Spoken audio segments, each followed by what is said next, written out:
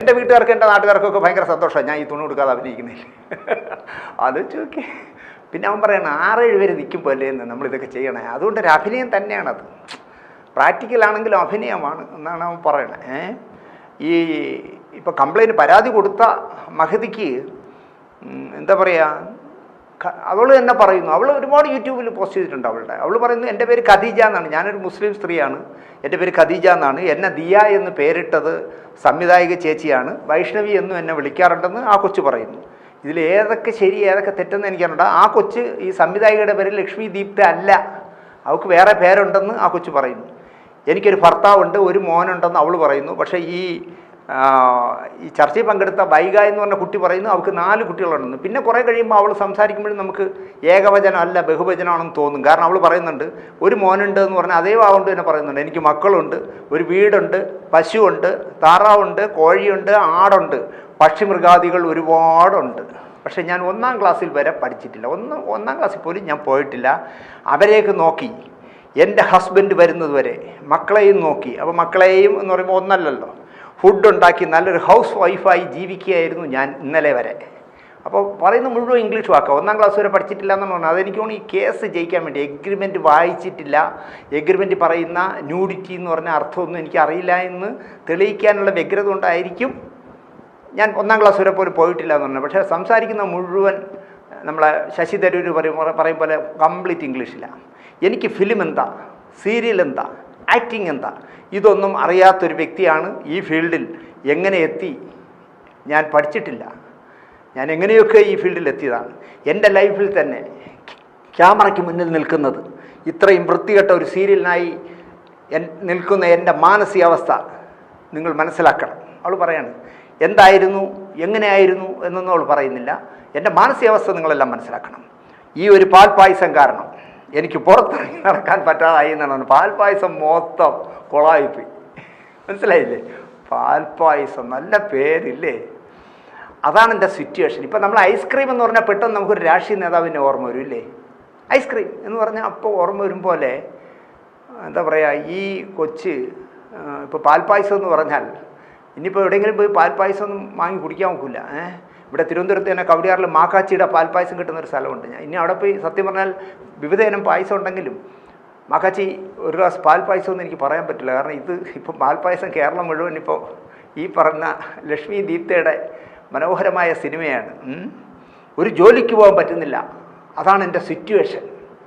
1ാം class വരെ പോകാത്ത നിനക്ക് എന്ത് ജോലി കിട്ടാനാ? തൂപ്പി ജോലി പോലും കിട്ടില്ലല്ലോ. ഈ പറയുന്നതിനൊക്കെ ഒരു മര്യാദ വേണ്ടേ? അവളുടെ സിറ്റുവേഷനാണെന്ന് മനസ്സിലായില്ലേ? 1ാം ക്ലാസ് വരെ പോയിട്ടില്ല, പറയണതൊക്കെ സിറ്റുവേഷനെ കുറിച്ചൊക്കെയാണ്. ഞാനിപ്പോൾ കിടക്കുന്നത് ഒരു റെയിൽവേ സ്റ്റേഷനിലാണ്. കാരണം പുറത്ത് നടക്കാൻ പറ്റാത്ത സിറ്റുവേഷനിലാണ് ഞാൻ. റെയിൽവേ സ്റ്റേഷനിലല്ലേ ആയിരക്കണക്കിന് ആൾ വരണേ, അവിടെയാണോ രഹസ്യമായിട്ട് ആരും കാണാതെ പോയി ഒളിച്ച് കിടക്കണേ? എനിക്കൊരു ജോലിക്ക് പോകാൻ പറ്റാത്ത സിറ്റുവേഷനായി. പഠിക്കാത്തവർക്കാണേ. ഞാനിപ്പോൾ കിടക്കുന്നത് റെയിൽവേ സ്റ്റേഷനിലാണ്. പക്ഷേ ഞാനിപ്പോൾ നിങ്ങളോട് സംസാരിക്കുന്നത് ഒരു റൂമിലിരുന്നാണ്. റെയിൽവേ സ്റ്റേഷനിൽ കിടക്കുന്നുള്ള എങ്ങനെ റൂമിലിരുന്ന് സംസാരിക്കണേ? മൊത്തം ഇതിൽ തരികിടയുണ്ട് കേട്ടോ.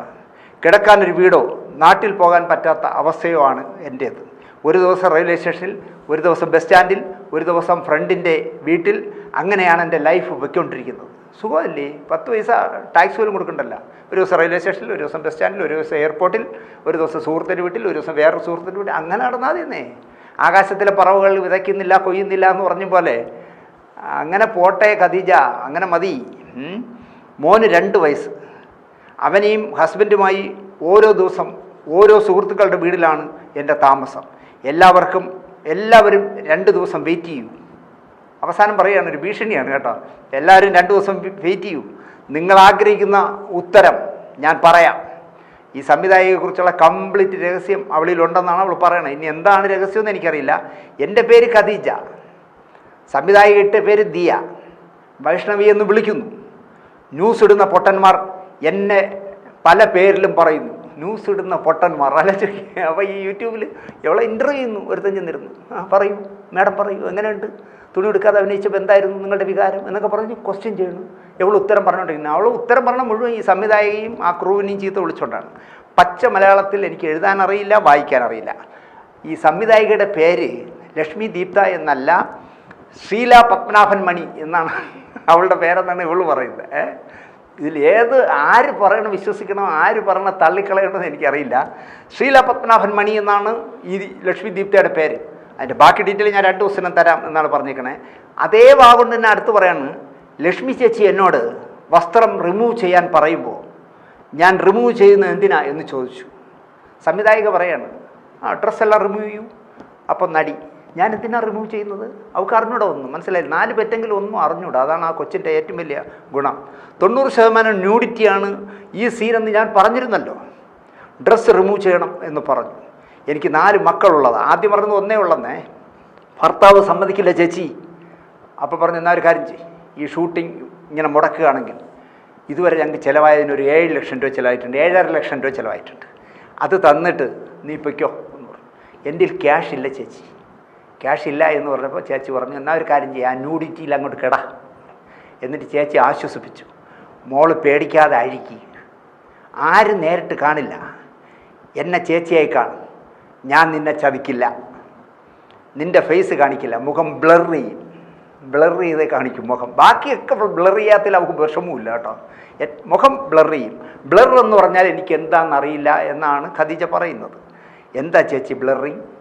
അപ്പോൾ ചേച്ചിയുടെ വിശദീകരണം, കാണാതിരിക്കാനുള്ള സംഭവത്തിനെയാണ് ബ്ലറിങ് എന്ന് പറയുന്നത് എന്ന് ചേച്ചി പറഞ്ഞു കൊടുത്തു. ഒരു മാസ്ക് പോലെ ഞങ്ങളവിടെ വയ്ക്കും, നിന്നെ ഞാൻ എൻ്റെ അനിയത്തിയായാണ് കാണുന്നത്, എന്നെ തിരിച്ചറിയില്ല എന്ന വിശ്വാസത്തിലാണ് ഞാനിതൊക്കെ ചെയ്തത്. ഏതൊക്കെ ചെയ്തത്? തുണിയും മണിയില്ലാതെ അഭിനയിച്ചത്. എന്നിട്ട് ഇപ്പോൾ പറയുന്നത് ചതിച്ചു എന്നാണ്. ഇതും രണ്ടും ഒരാൾ തന്നെയാണ് പറയുന്നത്. എന്നെ ബ്ലർ ചെയ്യും, എൻ്റെ മുഖം ബ്ലർ ചെയ്യും, മാസ്ക് ഇട്ടതുപോലെ മുഖം അറിയാതെ കാണിക്കുമെന്ന് പറഞ്ഞപ്പോൾ എല്ലാം അഴിച്ച് ക്യാമറ മുമ്പ് ഇട്ട് കൊടുത്തു എന്നാണ് അവൾ തന്നെ പറയുന്നു ഒരു ഇൻ്റർവ്യൂ. ഒരുപാട് നിങ്ങൾ യൂട്യൂബിൽ തപ്പി നോക്കും. പാൽ പായസം എന്നടിച്ചാൽ അമ്പലപ്പുഴ പാൽ പായസം തന്നെ ഇങ്ങനെ ഒഴിവ് വരും വിവിധ ചാനലുകളുടേതായിട്ട്. ജനത്തിന് എന്നെ കാണാൻ ആകില്ല എന്ന് ഉറപ്പ് കൊടുത്തിട്ട് സകലമാന പേര് എന്നെ കാണിച്ചു.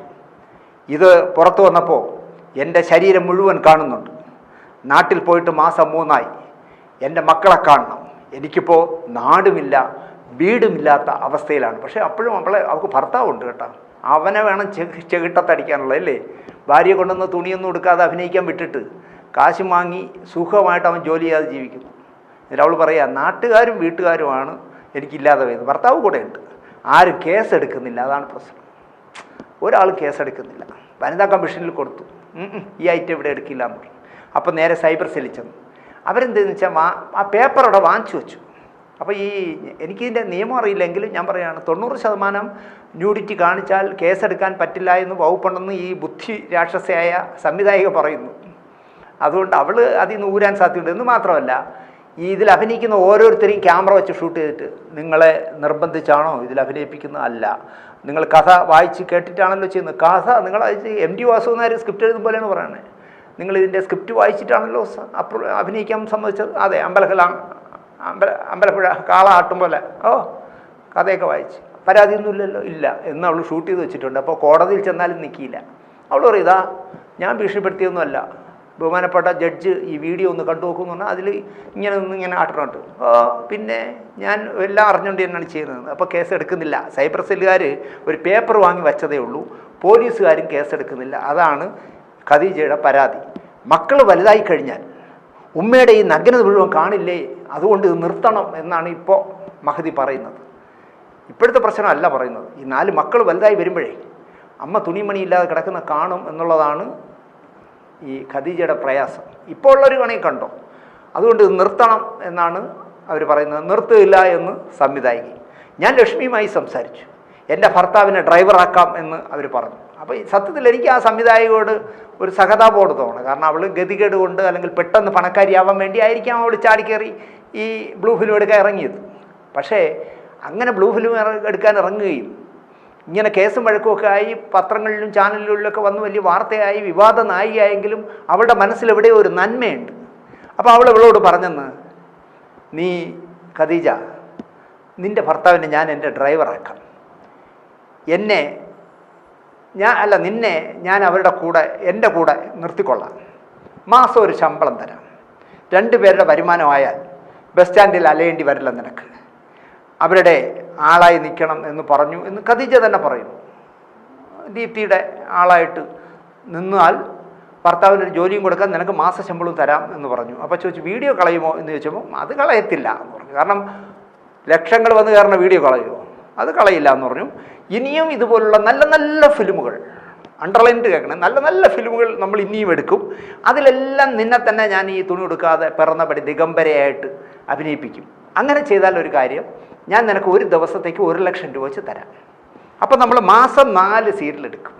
അപ്പം 4 ലക്ഷം രൂപ നിനക്ക് തരും. ഡ്രൈവർ ജോലി ചെയ്യുമ്പോൾ ഭർത്താവിനും കിട്ടും. അപ്പം 4-4.5 ലക്ഷം രൂപ കിട്ടിയാൽ അന്തസ്സായി ജീവിച്ചൂടെ എന്നാണ് ഈ സംവിധായക ഖദീജയോട് ചോദിച്ചത്. ഈ കേസിനും വഴക്കിനും പോകണ്ട, നിനക്ക് മാസം 4 നാൾ ഞാൻ വർക്ക് തന്നാൽ തന്നെ നിനക്ക് 4 ലക്ഷം കിട്ടും. അതുകൊണ്ട് എൻ്റെ മുന്നിൽ വെച്ച് ഞാനിരിക്കെ നീ വേറെ ഒരു വർക്കിനും പോകണ്ട, നിനക്കുള്ള ജീവിതം ഞാൻ തരാം എന്ന് ഈ സംവിധായക ഉറപ്പ് കൊടുത്തു. അപ്പോഴും ഖദീജയുടെ പരാതി കൊടുക്കാൻ പോലീസ് സ്റ്റേഷനിൽ ചെന്നപ്പോഴേ ഈ വീഡിയോ കൂടെ പോലീസ് സ്റ്റേഷനിൽ തെളിവായിട്ട് കൊണ്ട് കൊടുത്തു. അപ്പോൾ പോലീസ് ഉദ്യോഗസ്ഥൻ എൻ്റെ മുമ്പ് വെച്ച് എന്നെ നിർത്തിക്കൊണ്ട് നഗ്നതയായി ഞാൻ അഭിനയിച്ചിരിക്കുന്നത് മുഴുവൻ കണ്ടു. പോലീസ് ഉദ്യോഗസ്ഥൻ കണ്ടു. ആലോചിക്കെ, പോലീസ് ഉദ്യോഗസ്ഥന് ഇവള് പറയുന്നത് ശരിയാണെന്ന് നോക്കാൻ വേണ്ടി കാണണ്ടേ? അവൾ പറയുന്നത് അതാണ്, ആ പോലീസ് ഉദ്യോഗസ്ഥൻ ചെയ്ത ഏറ്റവും വലിയ തെറ്റതാണ്. ഞാൻ കൊണ്ടുവന്ന് തെളിവ് കൊടുത്തപ്പോൾ എൻ്റെ മുമ്പ് വെച്ച് സ്ക്രീനിലിട്ട് ഞാൻ പിറന്നപടി കിടക്കുന്ന മുഴുവൻ സാധനവും ആ ഏമാൻ കണ്ടു.